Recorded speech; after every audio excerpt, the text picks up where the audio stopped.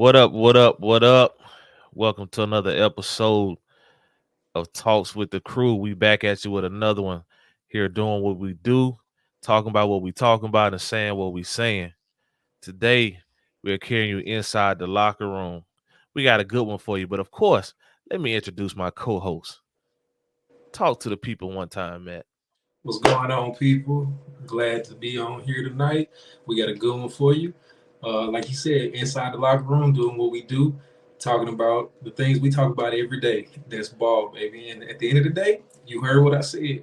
You heard what I said. You heard, Matt. And of course, we got the young one in the group, Mr. Cameron Bill.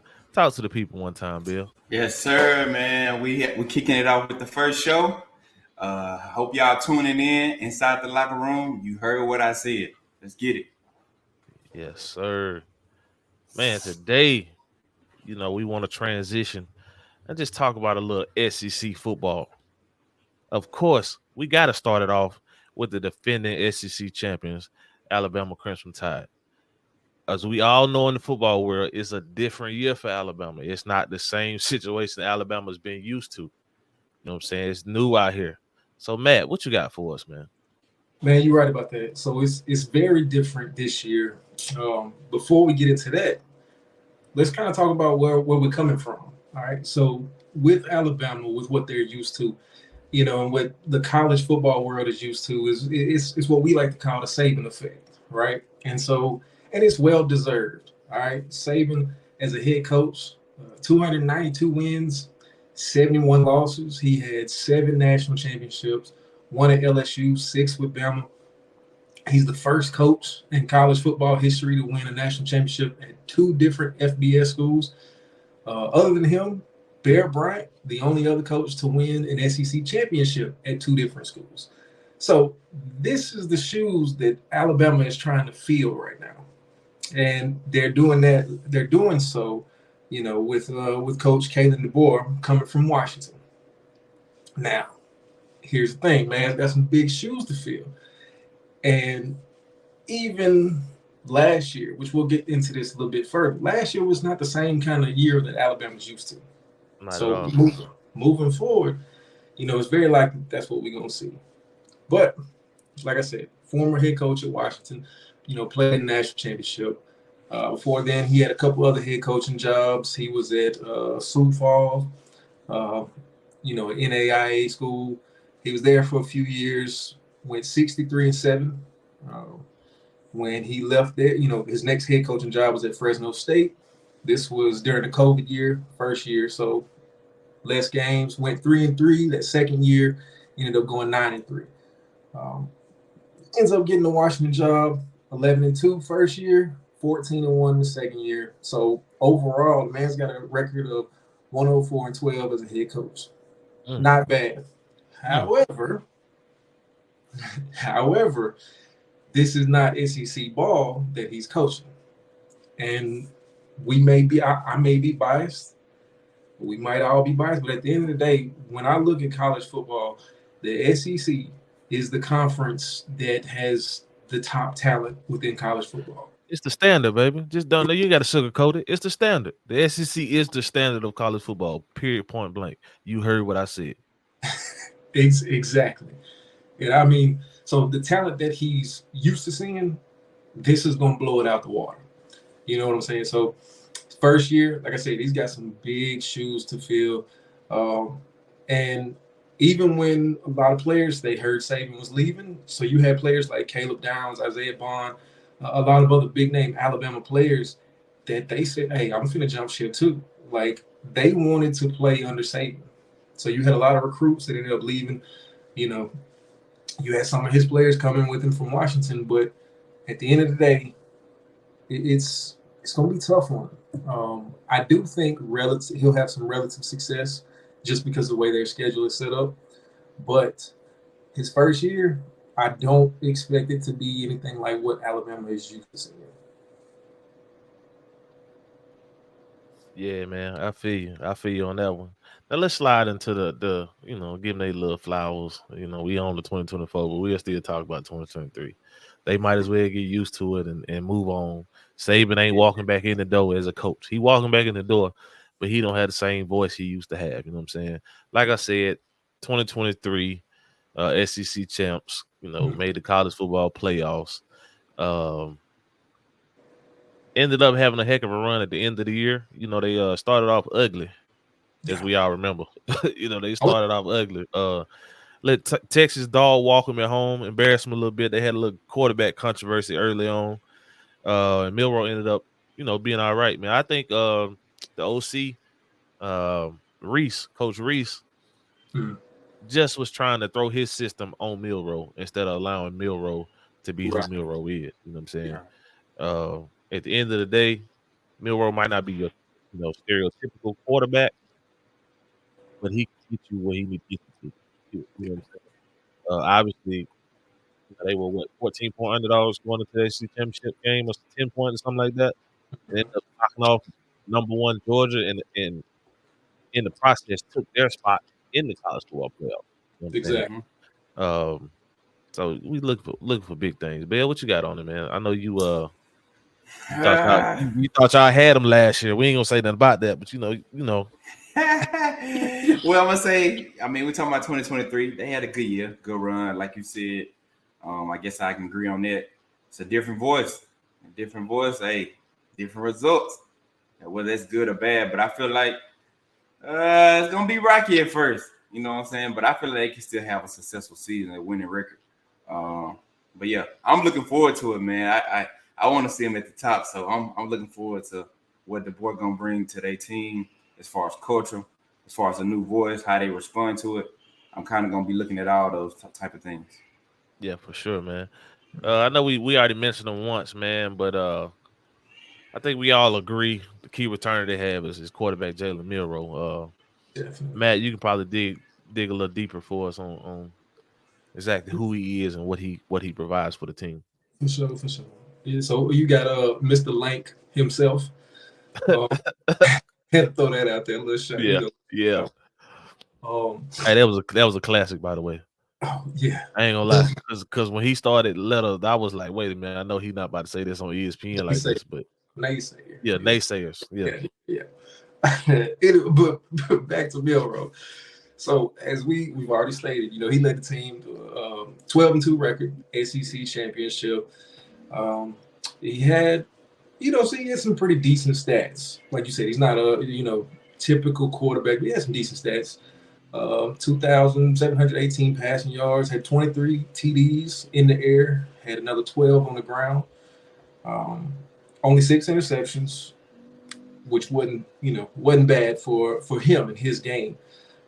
Completion percentage of 66 on the year, and actually had a pretty decent quarterback rating, 83.6. So Pretty pretty, well, he was within the top 10 as far as quarterbacks go last year. Um, Biggest thing with Milroe though, man, he's a freak of nature. Ooh, Dude, facts. he's an good. athlete, very athletic dude. He is a threat with his legs. So extremely athletic, read option plays, or just extending plays, getting out of the pocket, when other quarterbacks wouldn't be able to do so. His biggest knock, of course, has been just his accuracy, that and his progression. So one of the things that they've been trying to focus, with the spring, with the offseason, with him specifically, is his progression as far as reading a defense, being able to, go through multiple breakdowns and multiple reads, uh, as far as whether the defense is, rotating their coverage, whatever it may be, and being able to read that on the fly and see it in real time and make good, accurate decisions. So Hmm. if I will say this, if he can nail those things down, he's gonna be tough to deal with, man. Hmm. Yes, sir. You got something to add to that, Bill? You like your thoughts on Man, running over there, hey, man? I'm with them because hey, we talking about.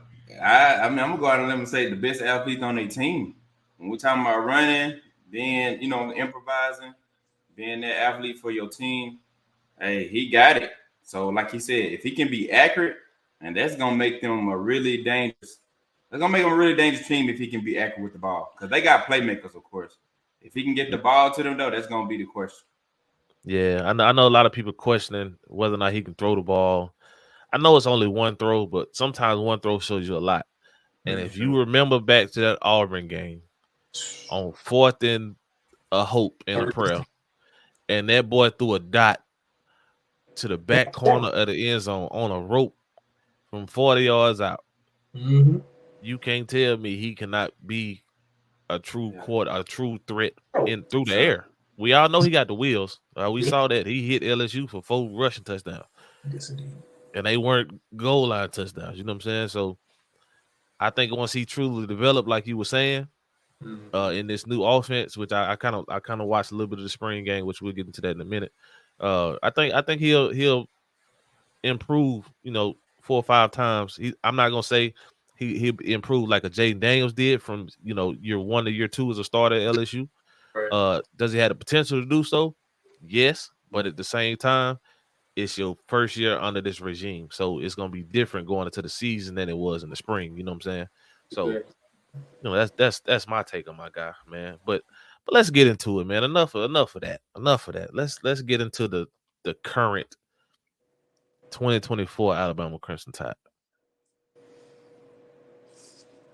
Man, I think like we've all been saying, it's a new voice, new chapter as far as Alabama football goes, um, with a new head coach. And the thing that I feel like needs to be stressed to a lot of Alabama fans is do not expect Nick Saban football. Man, you crazy. They brainwashed. They brainwashed, but they thought the same thing when Bear Bryant left. They brainwashed. Right.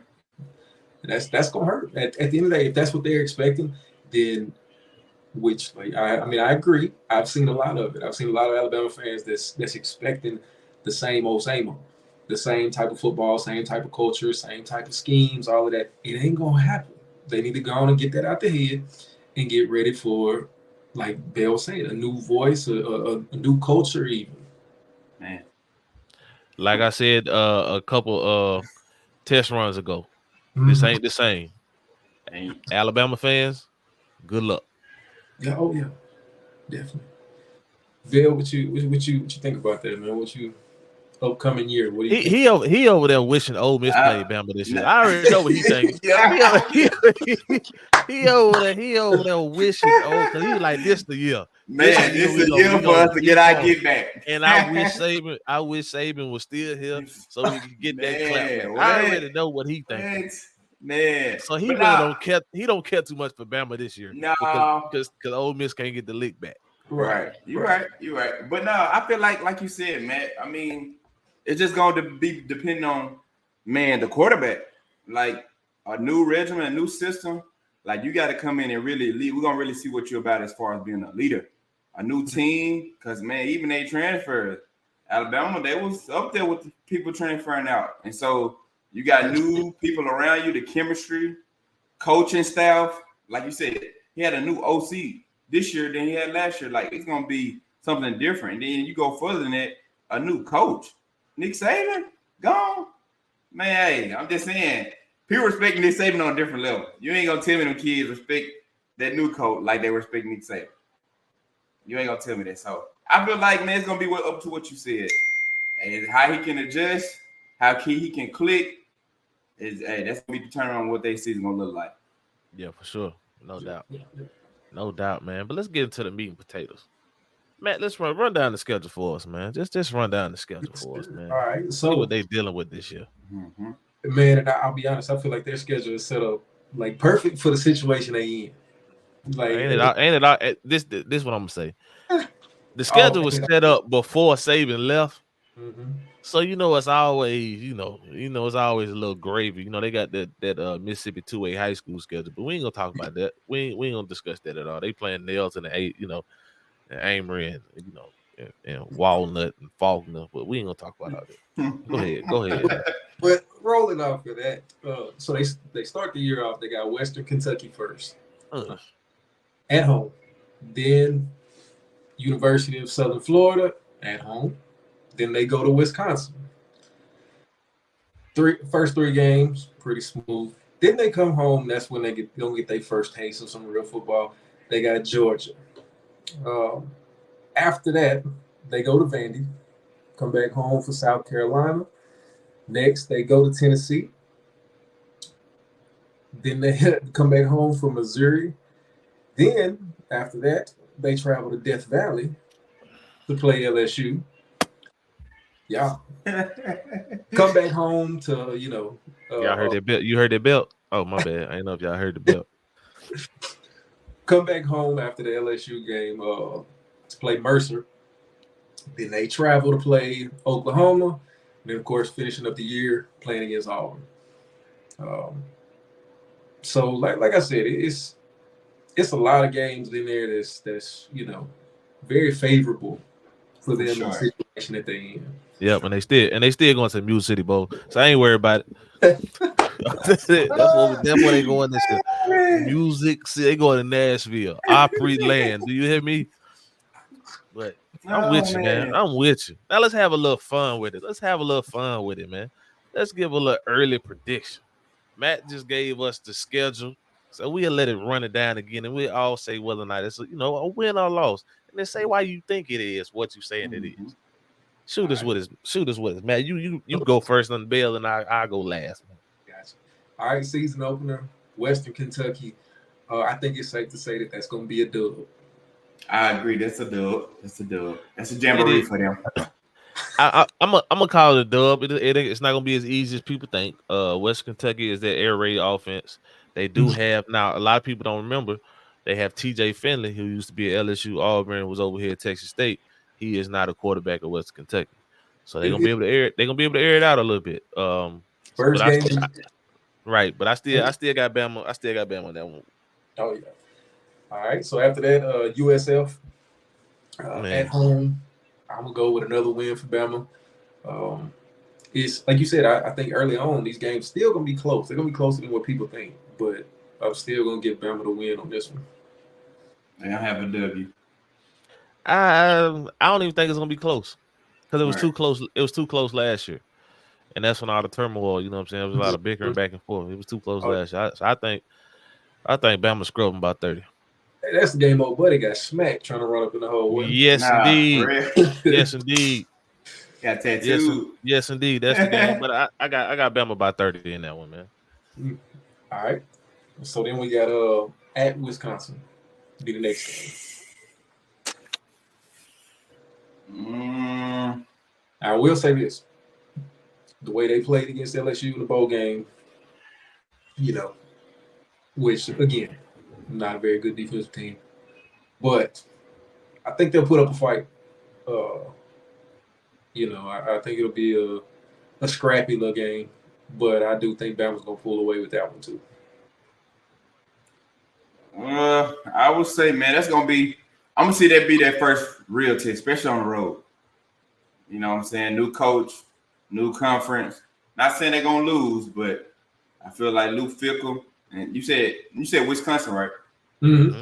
They getting comfortable. They they getting it. Working their kinks out, getting their system together.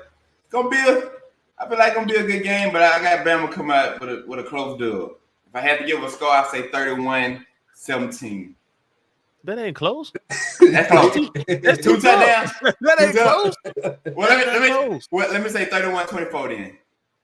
Okay, I'll give you that one. I think on the road, I feel like 31-24. I think it'll be a close first half and Bama walk off in the second half, man. I give it something. I give it 38-21. Bama. Sounds good. Now, the real test then comes in after that. They come back home to face Georgia in a rematch for the SEC championship game that we had. And in my opinion, Georgia finna put it down on them. Like, I don't even think this one's gonna be close. It's at the crib. They said I was just about to say the same thing. It's gonna be close, man. I think Georgia's gonna come into that game having something to prove. Yeah, I think Kirby, it's one of them, new kid on the block. He just trying to, break them in. He may break them in the right way. Yeah, I'm gonna say I'm gonna go with Georgia, even in Alabama. I'm saying, yeah. Yep, I'm gonna have to go. I'm right there with y'all, man. I know Florida State didn't have their whole team, but Georgia played that game a little mad. They was a little Hot. pissed off. They was a little pissed off.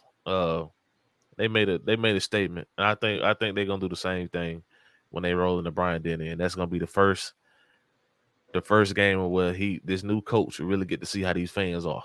Yes. Yep. So But now that you said that, you just think about that game. The first string, second string, third string, fourth it didn't string. matter. It didn't matter who Hey, it they didn't put matter out who there, got in. It seemed like everybody playing mad.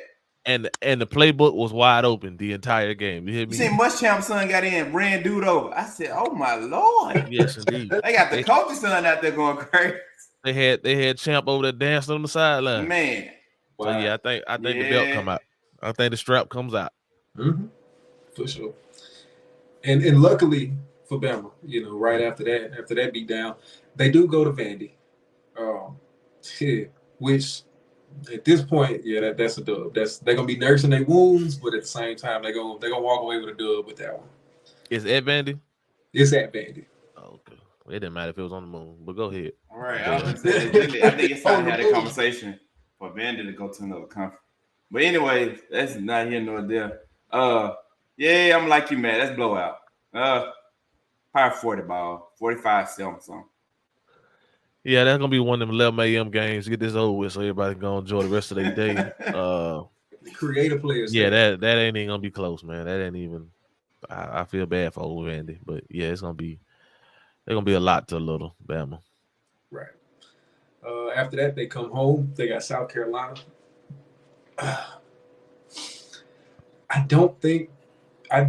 Looking at it, I don't believe South Carolina has the type of players to pull that one off. They're gonna make it interesting early on, but I do think second half Bama's gonna walk away with that one.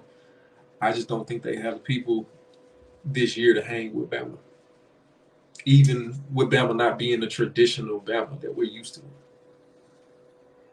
Yeah, if it was in South Carolina, I think I'll probably lean South Carolina with the crowd they got. I feel like Beamer doing a good job building their program up. But going into Bama, nah. I think I'm gonna say it'll be a competitive game at first. Then Alabama, they'll eventually put them away. What this game is in Tuscaloosa? Yeah. Oh no. Cause South Carolina they lost the quarterback. Mm-hmm. I know they got the running back from Arkansas, Rocket. He transferred in, and I think they got old boy from Auburn that transferred in the quarterback. Yeah. KJ? Nah. KJ is at Central Florida. He is, yeah. I said from Auburn, not Arkansas. Ashford. Robbie Ashford. Yeah, the one that can't throw. All he can do is run. Yeah. Gotcha. So yeah. Yeah, Bama. I might have to rethink this Music City Bowl, man. Hey. They on the road. They straight right now. Hey, they might be fooling around and be at the Cotton Bowl. Hey, with this schedule. You're right. All right, so after South Carolina, which again, I think we all think is going to be a win, they travel to Tennessee. Now, that's always been here recently. That's been a big game. Alabama, Tennessee, even the years when you think, man, Bama's going to dominate this, that, and the other. Tennessee is always they've shown up here recently. So my initial gut feeling was Alabama over Tennessee, but playing at Rocky Top, I think I'm gonna have to go with them Volunteers, man. Rocky Top. I remember the last time they were down there. And see, this is the thing. I don't know if y'all know or not, but that quarterback that Tennessee got, that Nico Unbelievable dude. Mm-hmm. He's nice. He's nice. So on the road, first year head coach, yeah, I feel like that's an L. They gonna take an L that day. Yeah. Yeah, Rocky Top. They break the cigars back out. Think we're gonna see any golf balls that game? We're gonna see what? Any golf balls that game? I don't know.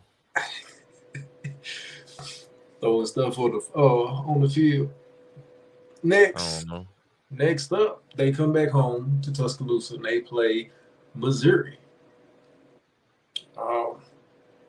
as much success that Mizzou's been having recently, uh, it's still not enough to convince me that they're gonna pull that one off in Tuscaloosa. They've been showing progression. They've been getting better, but I just don't think they got it in them. Uh, yeah, I think I'm with you. I think Alabama. That's a dub for Alabama. Mm.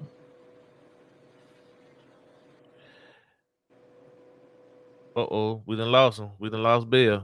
We lost them. We lost Bill. We good. We good, man. I'm gonna go dub. I'm gonna go dub for Bama. I'm gonna go dub for Bama, man. All Got right, I next. guess got I guess waiting to speed this up just a little bit. I got you. I got you. So next game, going to Death Valley. I'm giving that one to LSU, man. It's Man, listen. mm-hmm. Come The on, strap coming out. Do you hear me?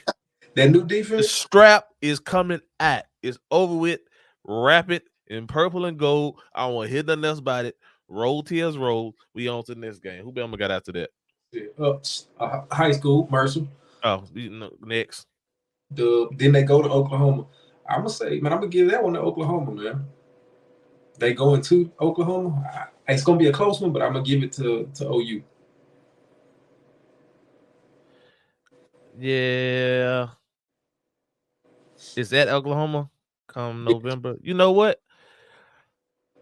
I'm picking up what you're putting down a little bit, Matt. I'm picking up what you're putting down, man. I'm on the train with you. I think OU gonna surprise a lot of people. Yeah. I know the head coach had them in the right direction. Mm. After this year, I know they ended a little sour, but I think he finally starting to get the pieces he need. I'm with you on that one, man. All right. Then to end the season, they got a game against Auburn. If it was at Jordan Hare, I would go Auburn, but it's in Tuscaloosa, so I'm gonna give a close win. I'm talking about 3 points to Bama. Who you got? Bama, Auburn, Bill. Mm, Tuscaloosa. Bama, I'm gonna say Bama. Bama gonna get him. No. Hugh Freeze, baby. We coming Yeah, to town. I was They just about to broke our say. heart last year, and we coming back. My boy coming back to get the rings. And I let was Nick just I Saban was know I'm the new king in Alabama. I was just about to say that. But yeah, man. It's a nice prediction. I'm going Auburn. I'm going Auburn once again, man. Going Auburn. So Bama got a nice little schedule, nice little setup, but it Mm-hmm. is what it is, man. But now, on the first official episode, man, we have a special guest tonight. Got a special guest tonight, man. It's only right that I had my dog on, man. It's my ace, my right hand right here, dog. Like met him in 2021. We've been rocking heavy since, man. Brother from another mother right here for sure, man. So got my boy Coach Deral Miller. What's up? What's up? Coach What's up, Miller, bro? man. Just he's a jack of all trades, man. My man got so many hats, it's ridiculous. The man's a San Antonio firefighter, uh, sports trainer, uh, single father. Let's not leave that out. Mm. That's a job in itself. Recently hired on at UTSA in the recruiting and scouting department. Um, Owner and founder of Fourth Quarter Pressure, training 707, which I'm a part of, which I was telling y'all about, man. So just had to get you on, big dog, man. Just wanted to tap into your brain a little bit on the recruiting and the scouting side while we talking about college football. I got my man Matt up there in the top right. Going on, Play Coach. high Bro? school with him. We coached together in Mississippi. Down here at the bottom, we got Cameron Bell, man, is one of my players. Played a couple What's up, years for man? me. Him and his brother. Uh, you know how I am, man. If I rock with you, you got to mean something to me. You know what I'm Oh saying? yeah. I don't fool with a lot of people. I don't deal with a lot of people. So everybody on this screen right now, like y'all in my heart. You know what I'm saying? In my mind at all times, baby. So we just want to have you on here, man. Just pick your brain a little bit about scouting and recruiting, man. Hey, man, I appreciate that, man. I know you had been talking about getting me on here for a little minute, man. And of couple months we've been talking about getting this thing up and rolling, man. And it's finally here, man. I'm excited to be on, man, and thank y'all for having me. Oh yeah, no doubt, man. Matt, you got something for him? Yeah, Coach. Just when Cam told us what you do, a little bit about what you do, just start kind of brainstorming and thinking about that, man. As far as the recruiting aspect of things, first of all, what in your opinion, what would you say is probably, the most important piece of advice that you could give a player to kind of, boost their stock up? Man, the biggest thing in my opinion, right? We're gonna make sure we keep all of this my opinion, right? Because every coach is different, right? And every coach wants to see something different, and every kid can't fit in every program. But the biggest thing is to be seen, right? To me, like I always say, the best ability is availability. So for an athlete, I played arena football, kind of like Cam. And one of the things that I learned was the more you can do, the more valuable you are and an asset to the team. So as a student athlete, obviously they want you to make sure you got the grades and stuff like that, and then your character. But if you're putting in the work, like off the field, then it's gonna show for the high school guys on Fridays and Saturdays. And so the best way to kind of to be seen in a way is to you gotta wow some people, right? And all it takes is one, man. I was talking to somebody earlier, and he was like, "Man, I contacted this coach, and man, I contacted him a year ago, and this one coach just never responded to me." He said, "I posted my guy's long jump and his 40 time today on Twitter, and now they like, oh, we need to get him on campus." He's like, "Man, I've been trying to get in contact with y'all for a year, right?" But it's that those numbers, the numbers game, and the metrics and stuff like that. Every coach is looking for something different. Like you might go to UTSA and they want a guy that's just say 6'1" at corner. Well, you might go to Michigan. Michigan, like, man, we good with a 6 foot or a 5'11" corner, right? So everybody has their own thing. But I think for me, the best thing is to be seen, and the more you can do, and make you more valuable. Because then they got to pick, man, do I want them on offense or do I want them on the defense, right? So your availability to contribute to me. Gotcha. You thinking heavy over there, Bill? What you got? I was just gonna ask, when you're looking at player, I know we're talking about recruiting, like what fits the description of the players you'd like to look at, like the type of players that you feel like you kind of gravitate to, whether it's character, academics. I know that's a big part in recruiting too. And then just on the field, like you looking for stray dogs, or you looking more of a skill, or you know what I'm saying? Because some people have the skills, and then some people need to be polished. You know what I'm saying? More time need to be taken to develop those skills that you see as far as potential.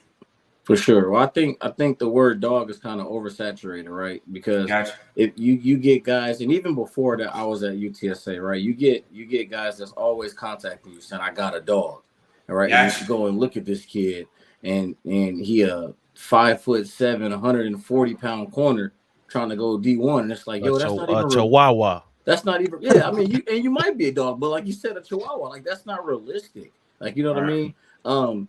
But in Texas, in my opinion, like Texas, they look at more of like guys that's running track, right? And so when I was doing 7-on-7, every time I would call a school about a kid, I'll talk to a coach. The first question I would get was, does he run track? Or what's his track time? Right. And so kind of move over to the scouting department now that I'm at a school, it's kind of like the same thing. Like, man, like dudes got to be blazing, because in order for you to keep up with the other schools in Texas that we playing, like you can't have a bunch of slugs, right? And I've only been there for a couple of months, so I'm still kind of getting my feet wet too. But just I'm speaking on even before I got there, right? Like everybody wants speed. Speed kills, right? Speed is something that, hey, if you fast, I can go put you at kick return, punt return. I can teach you how to catch a ball, or I can teach you how to backpedal. But for me, just in the position that I'm in now, like definitely looking for guys that got the speed. And every position is different too. Like you want to see how flexible a receiver is. You want to see him get in and out of his breaks. You want to see what he does at the top of his route. You want to see how he creates separation from DBs, right? And then DBs, it's not always about getting an interception. It's are you in the right position? Was your guy a non-factor, right? So every position is different. So it just kind of depends on what you're looking at. But one thing I like to tell kids before I got to UTSA was, man, look at that school's roster. Do they have anybody like you on their roster? Have they ever recruited anybody like you? And if the answer is no, it's a fat chance that you're gonna be the unicorn that comes in and changes everybody's mind. Right. And I think some people have a hard time accepting that. It's just reality. There's 1,000 and something schools, right? But as of today, there's 3,508 people in the transfer portal. So that's just it's a school for everybody. Somebody's leaving, somebody else is coming in. Somebody's leaving, somebody else is coming in. Then you got the seniors that's coming out too. But guys don't want to go D2. Guys don't want to go JUCO because JUCO ain't for everybody. But guys don't want to go JUCO. Guys don't want to go NAIA. I gotta go D1. Like I seen a kid earlier. He said he was pretty much saying on Twitter like, "Hey, I'm no disrespect, but I ain't going D2 or D3. None of that. It's D1 or bust type of deal." And it's just like, damn, like that mentality has plagued people for so long. And it's like, man, I guarantee you in the next couple of days with the NFL draft that's going on right now, you're going to see some D2 guys getting drafted. Now, it may not be 50, 60 of them, but you're going to see some because those guys went down to the D2 level and did what they were supposed to do. And what I used to tell guys all the time, if you really a dog and you don't have any D1 offers, then you should be a D2 All-American every year. Mm-hmm. If you're not a D2 All-American, then you're not a D1 player. Because if you, other than the 5 stars, D1 athletes are still getting D1 scholarships. Sure. That's just reality, right? I haven't seen a single D1 kid not go D1, whether it's FCS or FBS. You know what I'm saying? So, but I think answer your question, I kind of got off in a tangent, but to answer your question, I think every position is different for every school. Every coach is looking for something completely different, no matter where you are in the country. So I would say, to add on to that, what attracts you? For me, yeah. So I like to pick the coach's brain, right? Because I want to know what they're looking for without them even having to tell me. Gotcha. I like that. So what it's not necessarily what I'm looking for now anymore because of where I am. It's more so what are y'all looking for? Yeah. Now let me go out and find what you're looking for because I can go out and be like, yo, this 6'4" wide receiver, he this, he that, he that, and they can go back and be like, nah, man, he ain't. Nah, I got you. You know what I'm saying? It's like, I got you. But he got other offers. Like, yeah, but that ain't what we're looking for. Right. So it's more so. It ain't what I'm at a situation now. It ain't what I want. System based. It's system based. System based, and that's every school in the country. Gotcha. Now you kind of led into this question I was going to ask you to explain to everybody anyways when you mentioned how many people's in the transfer portal, right? So my question would be, for everybody that would be listening, is how can a high school kid get offered over a portal guy? Like, what does that high school kid need to do to be offered over somebody that's in the portal already? So that's tough, man, because you're in an era now where so many coaches' jobs, right, on the line, are on the line. Like, win now, right? And so my college coach used to tell me all the time, I ain't losing my job for none of y'all. And I got to feed my wife and my 2 kids. So if y'all ain't doing what y'all supposed to do, I got to go get somebody else in here. So he used to go and get JUCO guys because you couldn't transfer without having to sit out, right? Or we would get guys. We had 2 linemen that transferred from University of Louisville, came down D2. But to answer that question, man, you just got to keep doing what you're doing, but you got to stand out. You got to give them a reason to say, like, man, like, yeah, this guy is kind of on the same level, but am I going to go take this junior who has 2 years left in the COVID year, or am I going to take this unproven freshman? And it's the same thing, right? If you look at the high school level, am I going to take an incoming 8th grader who I ain't never seen play high school ball, or am I going to go get this kid that transferred from a powerhouse school up in Dallas or Houston who's trying to come over to my school as a junior after he just won the state? My bad, squirrel. But after he just won a state championship, you know what I'm saying? So I compare it like that. Like, man, dude's jobs is on the line. But again, there's a school for everybody. You may not be UT today, but go D2, be a D2 All-American. Man, UT might come calling you tomorrow. But it's the instant gratification. Like, no, I gotta go D1 now, and I don't want to go FCS. I should be FBS. Man, go FCS. It was a lineman that transferred from Penn. He was like one of the first linemen in the portal. Like, as soon as the season ended, he was at Penn, and the day he got in the portal, he had like 30-something offers. He went FCS, did what he was supposed to do, jumped in the portal, and had a ton of FBS offers. You know what I'm saying? So didn't you tell me about like a tight end? Your partner, your homeboy was training. He was like D3. Oh yeah, out in and then Cali. Transferred up to, what was it, UCLA or USC? Yeah. USC. Yep, he was at a D3. He went to a D3 for the last 2 years or 3 years and balled out, jumped in the portal this year, and USC came calling and gave him a full ride. So it's situations like that, like, hey, because the thing is, everybody, they'll say, I just want an opportunity. I just want to play at the next level. Well, NAIA, Division 3, Division 2, they are the next level. And they're giving you an opportunity, and y'all are ignoring those opportunities because you want to go D1. But again, if you were really D1, then you should be a D2 All-American. You should be a D3 All-American. But if you go there and then you just fit right in the crowd, were you really D1? Right? You can't blame it on the coaches, right? Oh, they didn't develop me while I was there. Man, coaches are supposed to develop you for scheme. Go get you an outside trainer. Go get on YouTube. Go do something to develop yourself, to add to the team when you get back, so you can fit into that coach's scheme, in my opinion.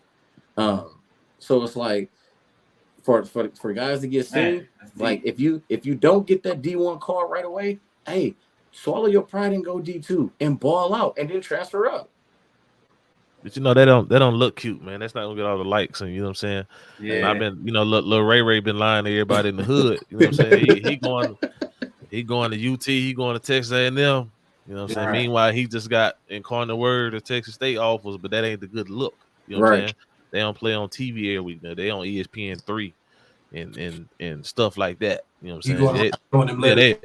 They on the Fire Stick. They ain't on ESPN, ESPN2, ABC. Hey, you know I love my Fire Stick. Okay, you know what I'm saying. Okay, but now, boy, you hitting on all the points tonight. You mentioned everybody. All you need is one opportunity, right? So for those that don't understand, explain the difference between a regular walk-on and a preferred walk-on. Because nowadays you see a lot of kids posting, blessed to receive opportunity as a PWO. You know what I'm saying?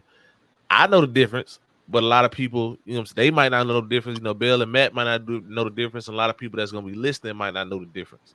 So just explain what's the difference between a regular walk-on and a PWO. So your PWO guys are, man, we want you bad, but we just don't have no more money for you. But hey, come here, you get to camp with the team, you do everything the team gonna do, and you got the opportunity to earn the scholarship. I'm not just bringing you in here to be a body, right? Your walk-on guys, they gonna do a tryout week 5 because guys is getting banged up. I got 4 running backs, my starter, my backup, and then the backup's backup, all kind of nicked up. And we got a big week coming up. We need to find a walk-on running back to come here and take some of these reps. And the odds of you getting you a scholarship or even making the team, slim to none. But we gon' you know what I'm saying? That's what I've experienced even since when I was in college. Like, y'all seen Rudy before? Yeah. Y'all seen the movie Rudy? Yeah, like that. But again, you got every program. Again, I can't say this enough. Every program is different because then you have some guys that's like, you know what, I'm a gamble on myself. I talked to the coaches, and they told me I can come to a tryout as a walk on, and all I got to do is kind of like, I'll give you an example. I had a kid that played for me when I was doing 7-on-7.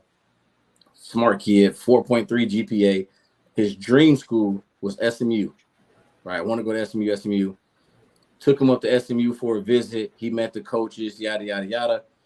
He was like, "Hey, I already got accepted, coach." They like, "Man, we done with our PWOs, but if you want to come up here and try out, like you can, since you already enrolled anyway." He got up there, and they were like, "All right, we're not even having tryouts this first semester. Come back next semester, but you need to work on your speed, you need to work on this, need to work on a few things." He's like, "Okay, how can I still be involved with the team?" So he was like the equipment manager, like one of the equipment managers, helped out, went everywhere with the team, traveled with the team, got to learn the coaches. They let him work out at facility, but he couldn't work out with the team, none of that. Came back in the spring, did everything they asked him to do at his tryout, made the team, and played.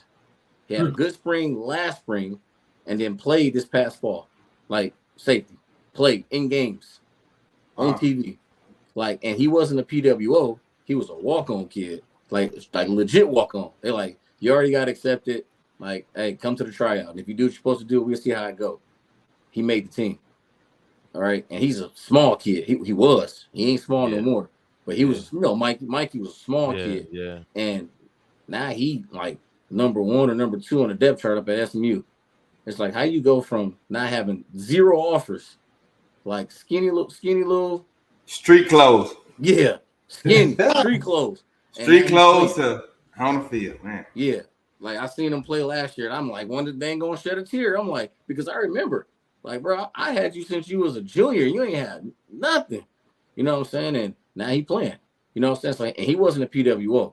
So, like, again, every school is different. And then the person is different, too. Like, if you really like that and you go somewhere and they like you go to that tryout and you ball out, you going to make the team. And then if you do what you're supposed to do, that's – and Cam will tell you, back in the day, we y'all played ball, too. But – hey, man, slow down, freshman. Slow down. You know what I'm saying? You ain't playing anyway. We ain't trying to go all hard. You like, nah, I'm trying to make this team. You know what I'm saying? I'm trying to make this team. And he was one of those guys like, nah, I know this is my dream school. I'm here. I'm trying to make this team. And now look at him. He playing on Saturdays. And he ain't have nothing. He was a regular walk-on. Wasn't even a PWO. They wasn't even looking his way. So, but again, every person is different. Every school is different. Yes, sir. Y'all got anything else for him? Yeah. First of all, man, that's big. Kind of like touching on what you said earlier. Just he went out and did the things outside of the program to make sure, okay, I'm gonna ball out. I'm gonna prove myself to whoever I need to prove myself to, so I can keep on moving up. So that's big for real. Sure. I kind of mentioned this earlier too. Social media. I know you said there was a player who. Coach has been calling. Nobody really wanted him. Then he posted, track numbers or whatever. And all of a sudden, boom, we want him. So how big of a deal is social media as far as, recruiting goes? I tell people all the time, social media, mainly Twitter or X, it's your resume. It's a resume now. Yeah. And with the generation that we're in now, coaches are more accessible. Now, they might not always be able to respond. I mean, I get over 100 messages a day. There's no possible way that I can message everybody back. Like, it's just not realistic. I try, especially like, you know what I'm saying, if it's on some recruiting stuff too, but social media it's your resume. You get on there and you acting up and you feel like cussing somebody out and yada yada yada.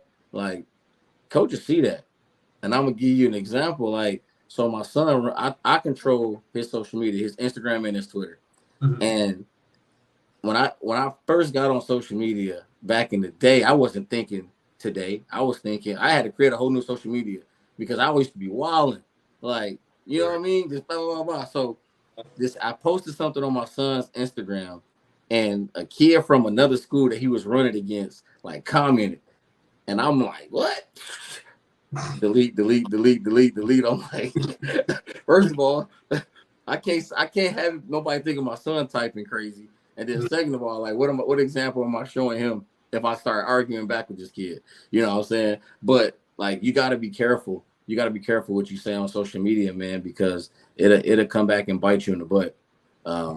And coaches see all of that. You know, I'll give you an example, and it kind of pissed me off. Earlier, I was at work and I was leaving the station, and the DB from Toledo, Mitchell. I guess he was smoking a bong and had a mask on, like 5 years ago or something like that. And nobody has ever said nothing about that this whole time he was at Toledo because nobody knew who he was. Right. He did good in the Reese's, the Senior Bowl. And they like, he first round. Hey, why did they show that on ESPN this morning? The mask, the bong. I'm like, on draft day? They did Larry Thompson like that, bro. They did that. Way. They did that 15 minutes for the draft. Ole Miss is what do you play? Left tackle? Left tackle. Bro was a top 5 pick and dropped all the way. He's from out there in Texas. And dropped all the way. Yeah, he from Allen. Yeah. He played with Kyler Murray, bro. Yeah. He what do you play with the Dolphins right now? No, he went to Houston, Texas. He went to Houston, Texas. Bro, this man was a guaranteed top 5 pick. Yep. And then the draft started at 7:00. Somebody posted the picture and video at 7:02, and this man dropped from top 5 to like end of the first round. Was gonna be the first O lineman pick. Wow, he was like a guaranteed top 5 pick. So guaranteed. There you go. That's how important social media is. Yeah. Use it. You have to use it to your advantage. Like even before I got over there to help out with UTSA, man, I'm contacting coaches. Like somebody gonna see it. You know what I mean? And I mean, because I knew I had guys. Like, man, I'm training these guys up. I know what they can do. Somebody gonna see these messages, and then one coach response turned into 2 coaches response, and 2 coaches response turned into invites and come over to campus and come over here and do this, do that. So, man, social media is very important, man, and we got to be kind of careful about what we say and what we do on there. And again, use it as your resume. Put your height, put your weight, put your times, put all that positive stuff on there that they can't see right away. Man, you got a 3.9, hey, 3.9 GPA. Post that. That's something to brag about. Sure, like my son got all A's and B's, and I know it don't mean much in 8th grade, but when he get to high school, because he's never had anything less other than when he was in like 3rd grade. But I'm on him about his grades. So when he gets to high school, and after that first card marking come out, hey, 3.5. We posted he got a 3.5. Brag about it. You know what I'm saying? Now go for a 3.6. And then when you get to 3.6, now let's shoot for a 3.8. You know what I'm saying? Post that positive stuff, because that's the stuff that the coaches can't see. If there's something that's going to say, hey, man, this kid he runs a 4.5 and this kid runs a 4.5. I mean, this kid 5'11, this kid 5'11. This kid got a 2.7. What do he got? Let me go to his Twitter. Oh, he got a 3.5. Oh, that's a no-brainer then. Because we can give him academic money and we can give him scholarship money. Especially at those FCS schools, they're going to give you both. Right. You know what I'm saying? Because they can get they can get 2 for 1. They can split their scholarships up. Yep. You know? So I'm big on post that positive stuff on there because they see it. Like, believe it or not. And then, man, I mean, even when I post stuff sometimes, then I get somebody to DM me like, man, you probably don't know, but I needed to see that this morning, or that touched me this morning. Like, you know what I'm saying? You got to use it, you know what I'm saying, in my opinion, like for your advantage and in a positive way. Gotcha. Yes, sir, man. Well, hey, man, we appreciate you, Coach Miller. You know, you tapping in, stepping inside the locker room with us for the night, man. I just want you to know this is our first official episode. You the first ever guest on Talks with the Crew, man. So I just had to, like I told them, man, I trying to get you on here last week with a little test run or whatever, but I know everybody has stuff going on, man, but I had to get you on here first, big dog. We don't need no test run, baby. Hey, we still had a newbie over here, man, who got babies crying in the background. Chill out, man. Chill out. I'm trying to get him to the 8th grade like his son. Come on with it. You're good, man. But appreciate you dropping by, big dog, man. For sure, man. Sir.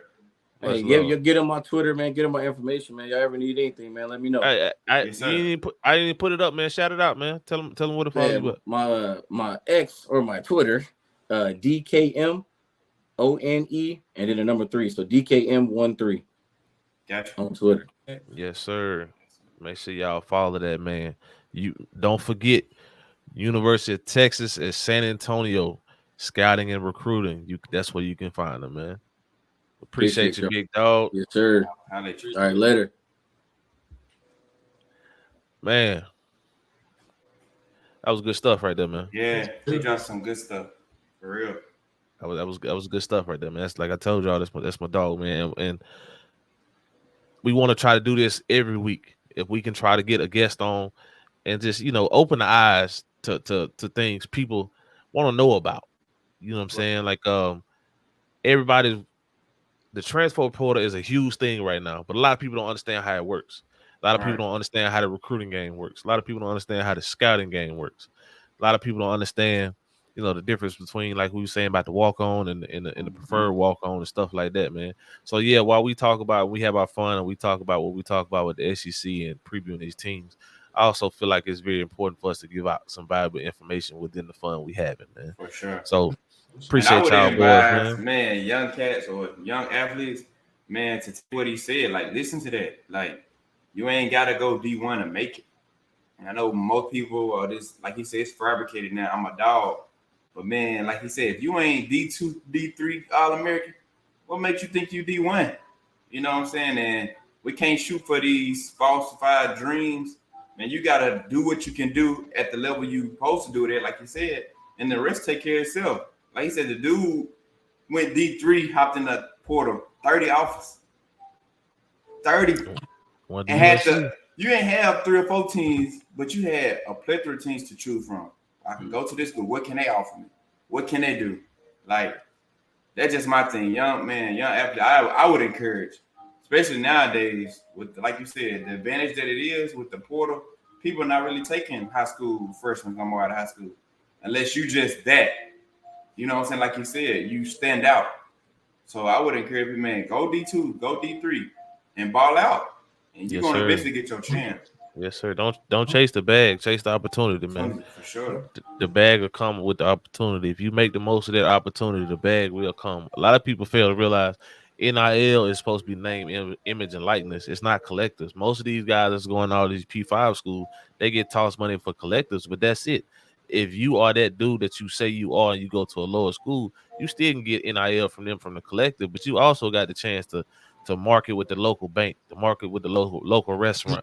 You got the chance to be, if you that guy, they put your jersey in the bookstore. You know what I'm saying? They selling your jersey at the games. You can make your own merch and sell your own merch that way. You can set up your own website and have people directly donate to you. So it's always a way to get the bag. You know what I'm saying? But we have got to get off this social media and quit being shallow and open up our minds and think outside the box. Right. It's always a way to get the bag. The same way that you made these videos or what highlight tapes to try to make yourself, pop. Do that same thing with in the marketing. You know what I'm saying? Market yourself, brand yourself, put out a logo. You know what I'm saying? Trademark you a logo, put it out, print up some t-shirts, give them to your friends. Let your friends walk around with it. You know what I'm saying? Y'all posting everything else on IG. Pay for a little 15-minute ad. You know how it is when you look at Right. people's stories and they skip between y'all. You see this ad, that ad, this ad, this. Pay for your little ad. Right. It literally costs you $100, 15 days. Pay for your little ad. Promote yourself. That's it. That's all it is, man. Yep. Name, image, and likeness. But you got to put your name out there in a clean way. Have a presentable image that people want to promote you, and the likeness and all that stuff. That's And the it'll come with it. You know what I'm saying? It'll come with it, man. But fellas, well, that was a good show for the first one. I ain't gonna lie to you. That Yes, that was sir. that, That that was a was good show. That was a good show for yes, the sir. first one, man. And we made it exactly to an hour. You feel what I'm saying? But man, once again, we appreciate everybody tuning in to Talks with the Crew, stepping inside the locker room with me. Once again, I'm your boy Cam. Matt. Hey, and Your it's boy not Bell, showing man. fine, but follow me on all the socials, Coach Matt 49. I don't know why it didn't show Yeah, up. bro. Why you want to say? Wait. Oh, I know why. You on a different piece of technology today. That's what it is. That's exactly what it is then. But hey, like I said, Coach Matt 49, X, Twitter, IG, whatever you want to follow me on. But yeah, hey, it's been fun, man. It's been a good first episode. Yes, Hey, sir. Your boy Bell, man. We getting out of here. Y'all follow me at X at underscore camera 22. You heard yes, what I sir. said. Bill got the. He about to put me to sleep, boy. He got the music playing in the background. You feel what I'm saying? Nah, My you son good. You trying to good. go I to sleep. understand. Nah, you a real father out here, man. I ain't tripping at all. Yes, I'm just you sir. know me. You know me. I got jokes for days, baby. But that's all it is, man. But hey, we here when we say what we say, and you always heard what I said, and we out.